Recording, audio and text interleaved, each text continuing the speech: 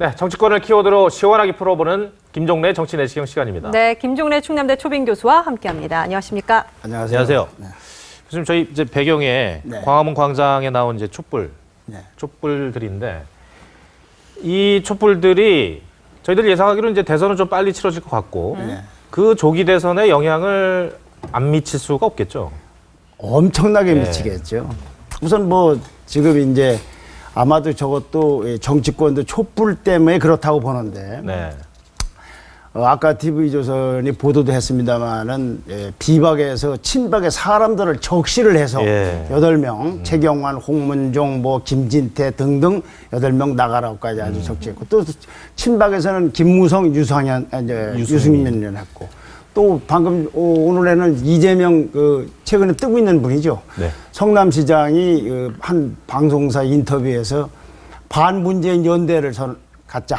그러니까 자기 박원순 시장, 그다음에 김부겸 의원, 안희정 충남지사 해서 예. 이렇게 하자. 뭐 이렇게까지 굉장히 급박하게 움직이는데 조기 대선도 있지만 이 촛불 문심이 그냥 여기서 그냥 사라지거나 탄핵만 하지를 않고 이분들이 전부가 이분들이 유권자 아닙니까? 네. 이분들이 가서 대통령 선거에서 그 대통령 선거라는 건 이제 박근혜 이후를 새로 권력을 짜고 정부를 구성하는 거니까 여기에 여러 가지 형태로 영향을 미칠 거에 대한 반응이라고 볼 수가 있겠죠.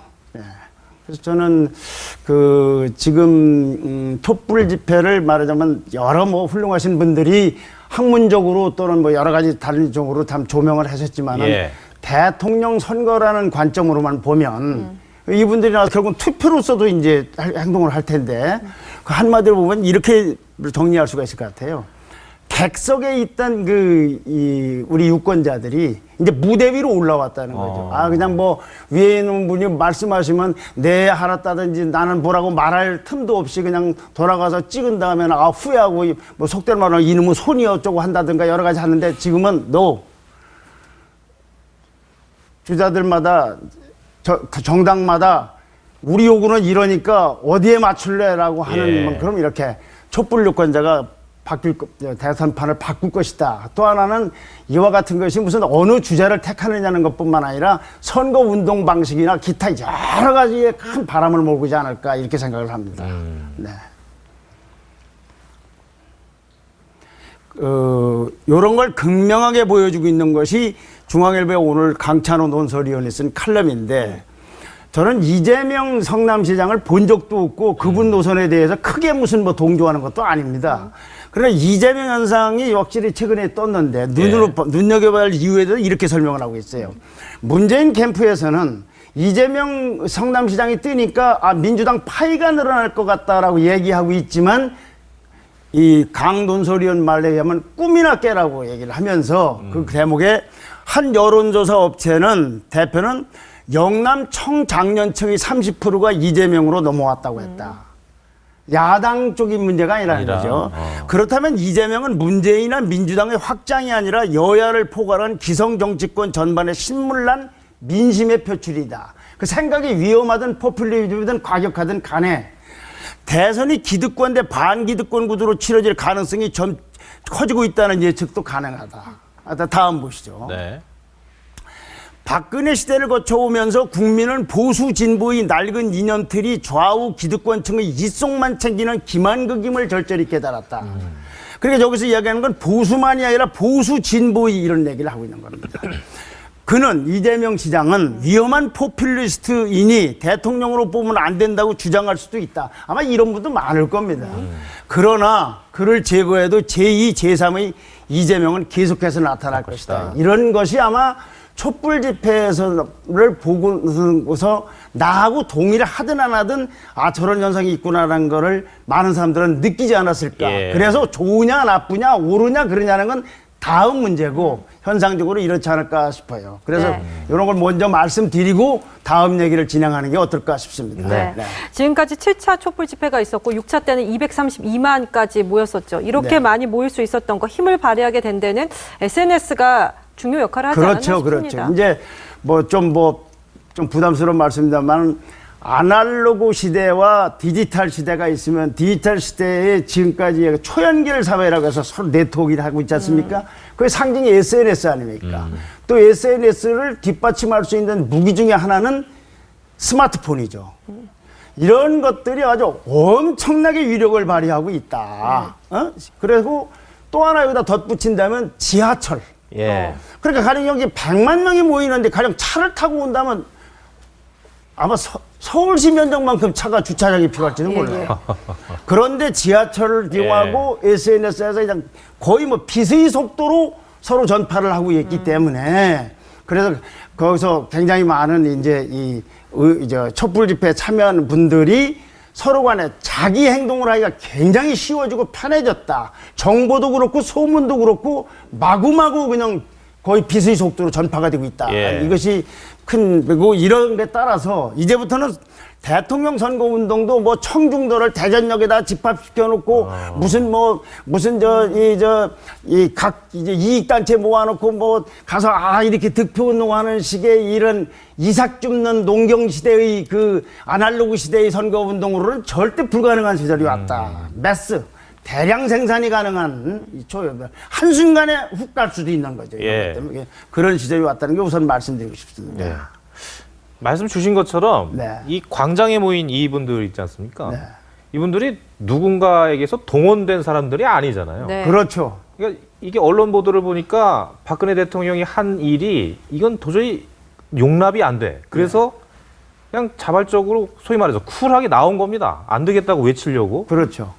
그리고 안 싸우고 폭력도 네. 없고 네. 그리고 휴지도 그 쓰레기도 치우고 네. 그리고 또 다음 날 또 나오고 이런 어떤 예전과는 다른 네. 바로 그거 시위 문화랄까요? 네, 시위 태도, 네. 시위의 태도 이것도 참 네, 눈여겨볼 대목인 것 같아요. 네, 그렇습니다. 바로 보여주시죠. 이번에 이 집회의 가장 큰 특징 중에 하나는 아까 얘기는 이제 도구로서 기계 예. 수단으로서 그렇다면 자발적이라는 데 있는 거죠. 동원된 것이 아니다라는 예. 거죠. 내가 누가 오라라고 해서 오고 오지 말라고 해서 안 가는 것이 아니라 그냥 나는 가야 되겠다. 어린 아이지만 내 아들에게는 이런 세상을 한번 보여주겠다. 나는 아버지로서 한번 데리고 가야 되겠다. 아니면 친구들끼리 회사 선후배나 동료끼리 가족끼리 이렇게 하는 자발적이라는 데 있어요. 동원되지 않는다 이거죠. 자발적인 참여 소통. 그래서 결국은 유권자들은 어떻게 되냐면 예를 들면 이걸 주최하는 행동본부가 있을 거예요. 또 이게 바라는 데도 있을 거예요. 근데 그분들이 의사대로 다 되는 것이 아니다. 여러 군데서 보이지 않습니까? 조직화되거나 동원되지 않았다라는 것.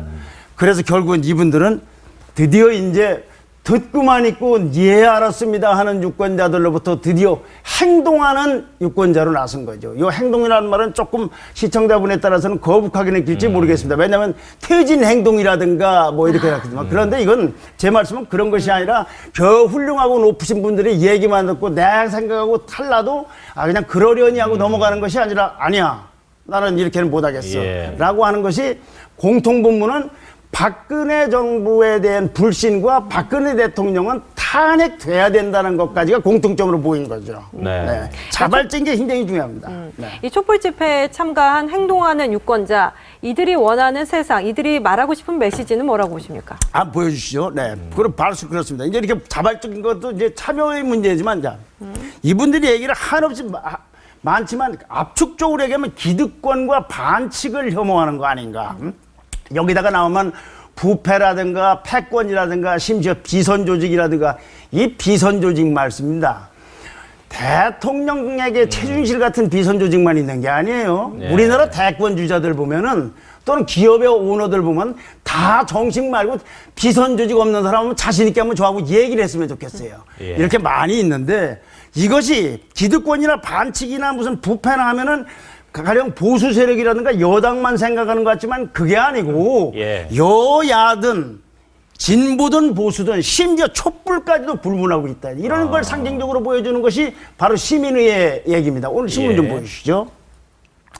촛불 시민회의 대표다. 시민들 반대로 좌측. 김제동 등 온라인 투표 선출 추진. 네티즌 재뿔이나 또 다른 완장. 재벌 촛불 참여 가서 이승환 난 빼달라. 그러니까 국회가 있는데 우리 시민의회라는 걸 만들어서 대표단을 뽑아서 이게 특검이든 정치권이든 뭐든 영향을 미치자. 대표를 뽑자. 그래 거기에 김효진 씨라든지 이승환 씨처럼 막 탄핵자를 거론했던 그런 연예인들까지도 이제 거기에 이제 대표로 뽑혔다든지 뭐 네. 이렇게 됐겠는데 아니 나는 아니다. 그러면서 거기에 나와 있는 네티즌 이 말을 보면은 바로 그 기득권 이렇게 뭘 이렇게 좀 오버하는 거 이런 거에 대해서는 여야 보수 진보 수준이 아니라 촛불을 주재하는 사람들에까지도 그런 거부반응이 있는 거 이거 유권자의 메시다. 자, 가족, 병역, 재산까지 공개하고 뽑힌 국회의원들도 자리에 앉으면 변하고 썩어간다. 하물며 알지도 못하는 사람들이 나서 자신들을 시민이 대변인이라고 하는 게 옳은지 생각해봐야 된다. 다른 네티즌은 그렇게 완장 차고 싶으면 국회로 가라. 예. 그러니까 이 민심에 대해서는 심지어는 이 민심을 보라 하면서 청와대를 내서 사회를 보는 김재동 씨조차도 이걸 모르고 있는 거죠.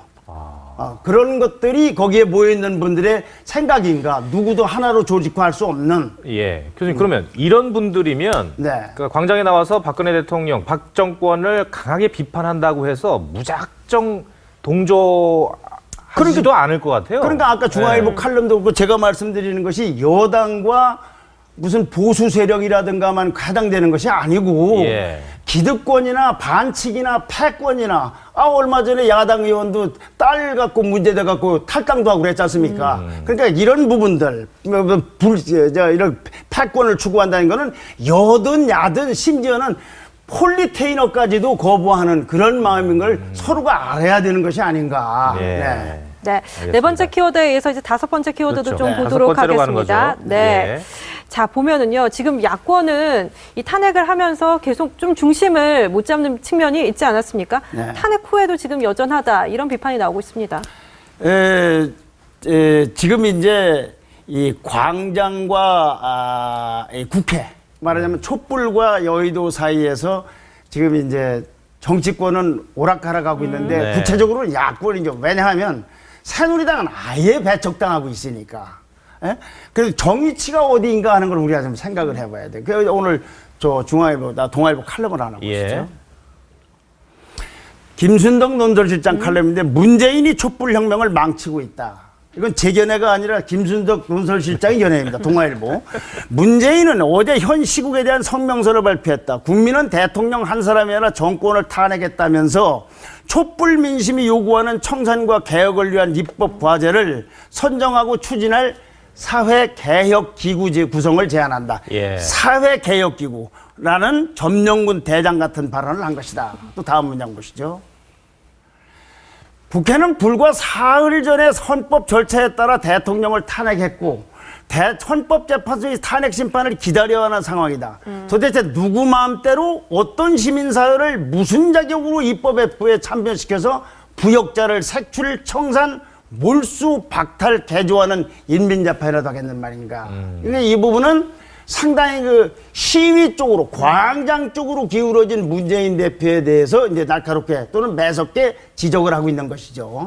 그래서 결국은 이렇게 굴러가면은 촛불혁명에 담긴 진짜 미래도 외면하고 망치고 있다는 경고를 하고 있는 것 같은데 예. 그러나 문재인 대표로서 왜 고민이 없겠습니까? 이런 지적을 왜 안 받겠습니까? 다음 신문 보시죠. 조선일보. 당정협의 말라 국가 대청소, 국가를 청소한다고 했는데 정권자분들 나선 민주 이렇게 국가 대청소니 구악을 일소하고 이런 걸로는 혁명이라는 게 실패한다는 걸 아까 김순덕 논설실장은 어떤 책과 자료를 좀 이용했는데 그래서 안철수도 이렇게 했는데 새누리는 두야가 인수위처럼 행동한다. 자, 이런 경우에 예. 안철수 측도 그렇겠지만 문재인 대표 측에도 보면은 시위 여론을 적극적으로 받아들여야 된다. 또는 아니 우리는 정치권이니까 그렇게 하지 말고 국회에서 받아들여서 수렴해서 그걸 해야 될 거라고 하는 주장이 있을 거 아닙니까? 예. 그때 이 시위 쪽으로 갈 수밖에 없는 쪽 관계자의 코멘트가 나와 있습니다. 왜 문재인은 촛불 민심을 이끌지 못하고 따라오기만 하느냐는 불만이 야권 지지층에서 크다.